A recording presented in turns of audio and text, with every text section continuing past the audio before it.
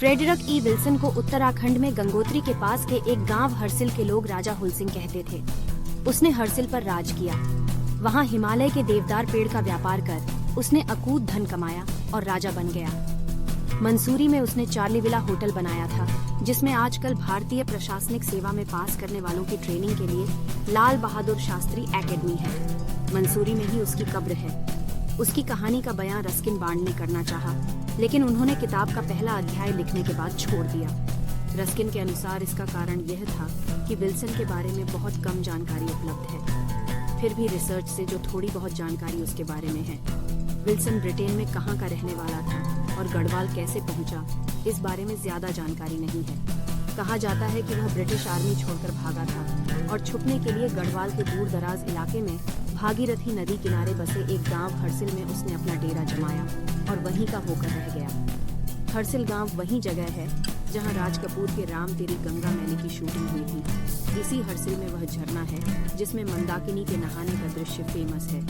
इस झरने का नाम पड़ गया मंदाकिनी झरना।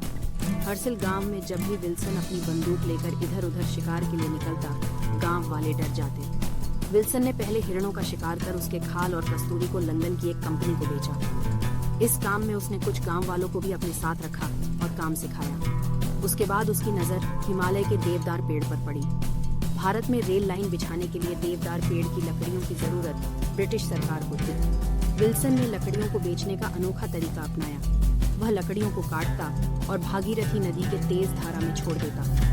उसके आदमी फिर उन लकड़ियों को नीचे मैदानी भाग में पहुंचने पर निकाल लेते थे। विल्सन को इस व्यापार में अकूत धन मिलने लगा।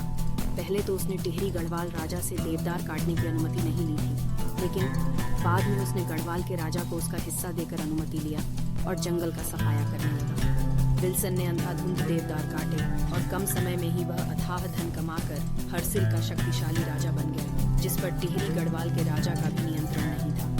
उसने हरसिल को लोगों को अपना गुलाम बनाया, उन पर मनमाने ढंग से राज किया।